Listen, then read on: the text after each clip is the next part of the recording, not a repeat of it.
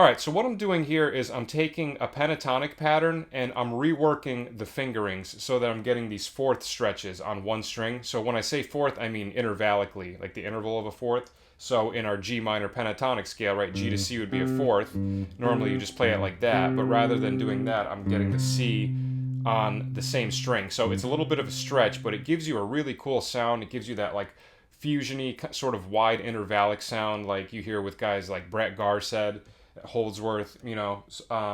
So what I'm doing here is I do my pointer finger on G, and then I hammer on my pinky to C. Now, after that, my middle finger is going to go to D on the next string, the 5th fret.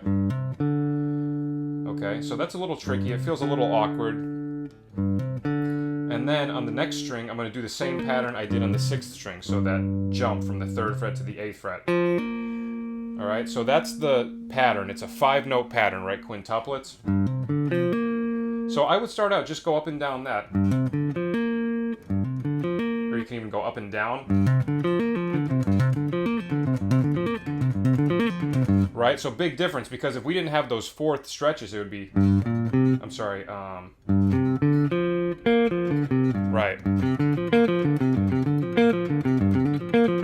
Still sounds cool, but, right, completely different sound, completely different articulation, creates a whole new way to kind of mess around with your pentatonic scales. So then we take that same pattern and we just move it up every string group and just adjust the fingerings based on wherever we are in the G minor pentatonic scale. So then our second pattern, we start on our 5th string, 3rd fret, we hammer on to the 8th fret again with the pinky, then middle finger goes to 5 again, so far it's the same as the first pattern. And then right here, it's going to be slightly different. Instead of going from 3 to 8, we go 3 to 7, right? Because in a G minor pentatonic scale, we have a D, not an E flat, right? So we have to adjust that one note. So this pattern is... Okay, so the first two... So basically just do the same thing down both strings and just change that very last note, 1 fret. Okay, now this one's a little bit... This is actually the same as the first one, but now we start on our 4th string, 3rd fret, hammer on to 8 with your pinky, middle finger goes to 5, pointer finger on 3, hammer on to 8 again with your pinky. Right, so the order, it's like 2 notes on one string, 1 note on the next string, and then 2 notes, right, giving it the 5. 1, 2, 3, 4, 5. So we have... Okay, now this last one, this is probably the weirdest one, at least for me. So we start with a hammer on, we're on our 3rd string, 3rd fret, hammer on from 3 to 7, so 1 fret less than we're used to starting with. Then your ring finger goes to 6, so this part's a little weird fingering wise. Then pointer finger goes to 3, and then another hammer on to 8 again with the pinky. Alright, cool sound, cool kind of a mixture of like a sus and a minor together, right, in the key of G. Okay, so the entire thing.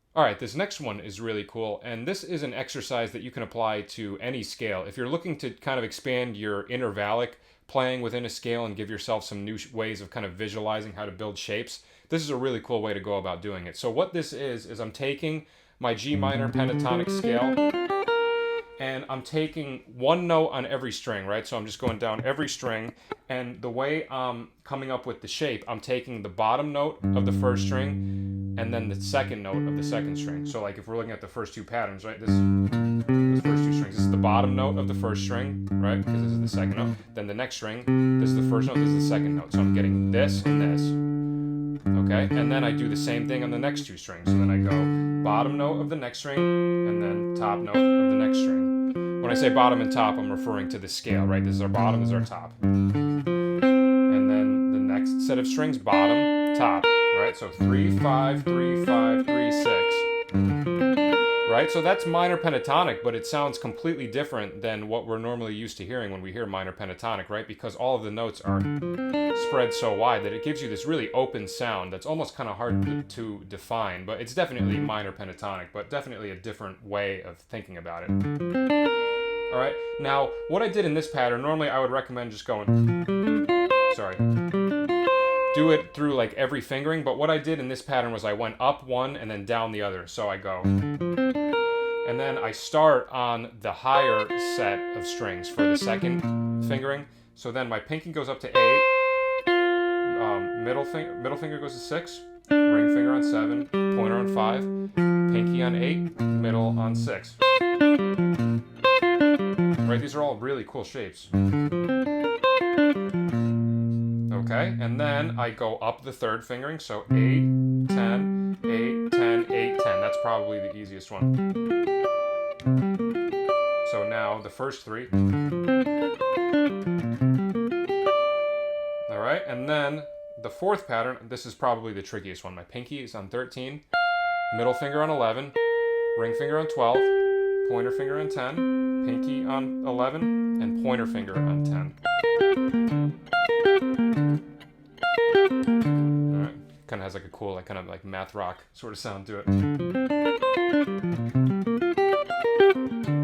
Alright, and then the last one, we go up our 5th fingering, pointer finger on 13, ring finger on 15. Then I do my pointer again on 12, because then my ring finger goes back to 15. So, because then after that, my pointer goes back to 13 and ring finger on 15 again.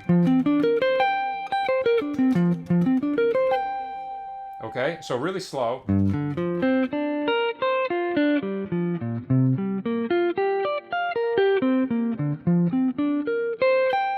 I don't know if that would qualify as really slow.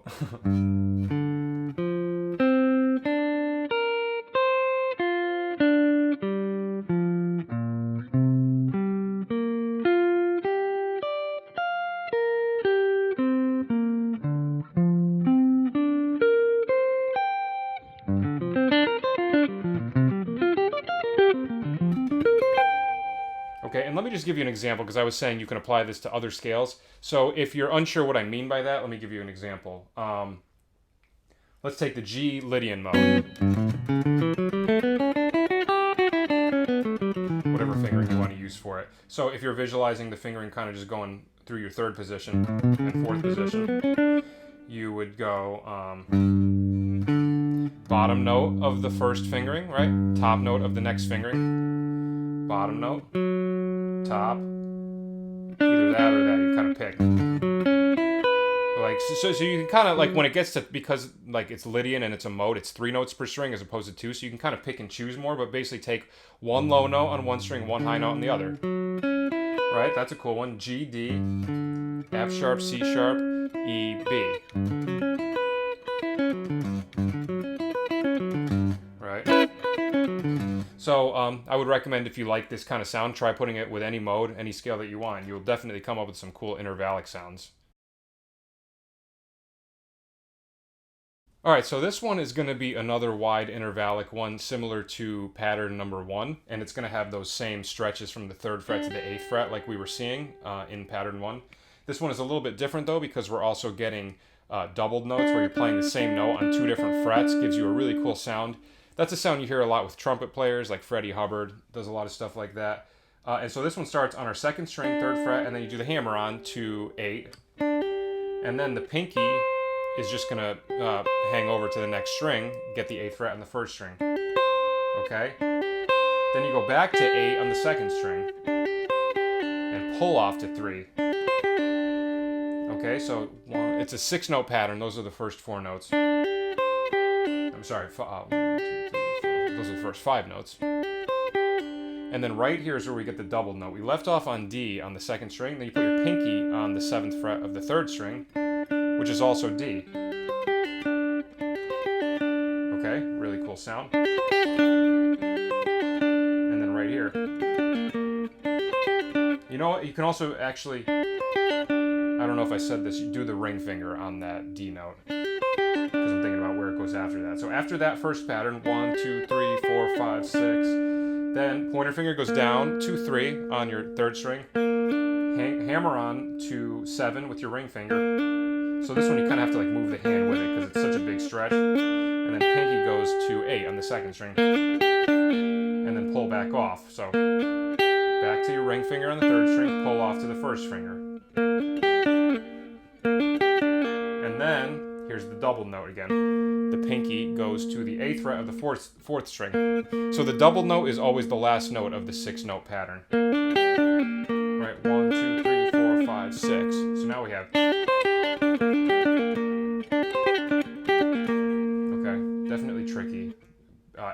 Good stretch exercise. And if it's too hard in this key, just try move it to like maybe a higher key that might be a little bit better. And then this next one, we start with our 3rd fret on the 4th string, hammer on to 8 with the pinky, then ring finger goes to 7 on the next string, back to 8, pull off to 3, and then pinky goes to 8 on the 5th string, which is our double note once again. So we have. Okay, and then the last one, stay on this string, do your pointer finger on the 3rd fret of your 5th string, hammer on to 8 on your 5th string with your pinky, then pinky goes to 8 on the 4th string, back to your pinky on the 5th string, pull off to 3 again, and then the double note, pinky on the 8th fret of the 6th string. Alright, then you can just end like with a G note with your pointer finger if you want. Alright, so really slow.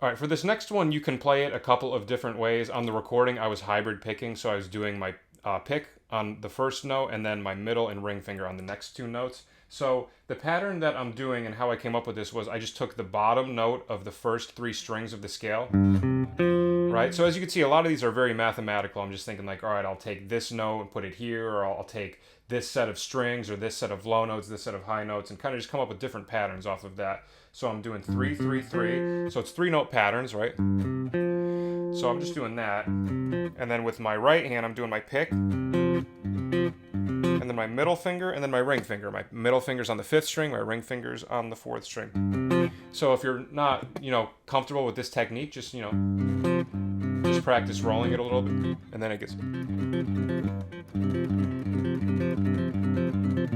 Okay, so that's the first one. Now what I do next, I stay on the same 3 strings and I do the top notes of the scale. So, right, these are the bottom, so that would make the top ones 6, 5, and 5. So then I do my pinky on 6, ring finger on 5, and ring finger on 5 again. And I'm doing the same pattern. So. Okay, then I go to the next string. This is 3, 3, 3, and 5, 5, 5. So just barring straight across with my pointer and then my ring. So the right hand just keeps doing that same pattern, never changes.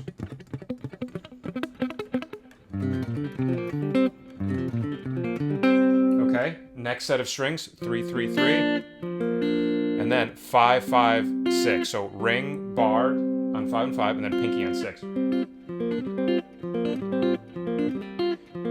And depending on how you want to articulate it, some people like the notes ringing together. If you want to try to separate it more, try to like kind of. I'm not as good at that. You try to just roll your finger a little more. A little bit trickier. And then last set of strings, our 3rd string up to our 1st string, we do 3, 3, 3, and then 5, 6, 6 again with the ring on the first one, and then pinky on the next 2.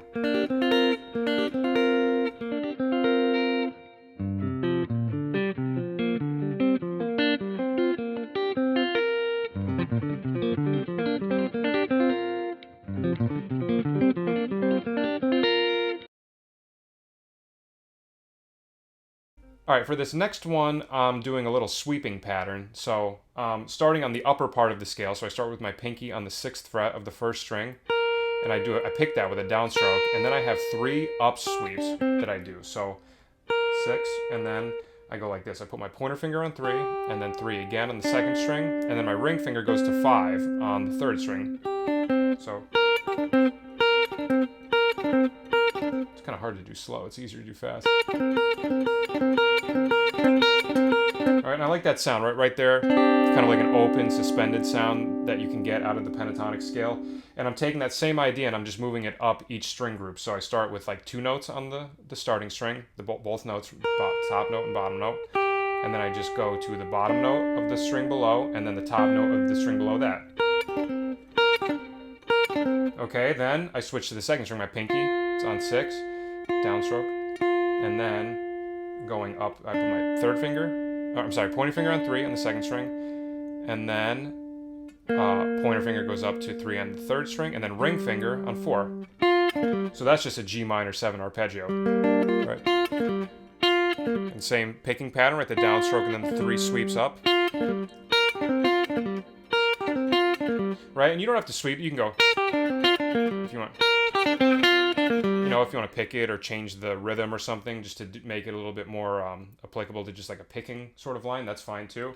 All right, now this one's cool. Ring finger starts on 5 on the third string, and then pointer finger down to 3 on the string below that, and then ring finger on 5 on the string below that. So. Okay, and then the last one, ring finger on 5 on the 4th string, then 3 on that string, and then 3 on the 5th string, ring finger on 6 on the 1st string. And then you just do like a little downstroke on the G.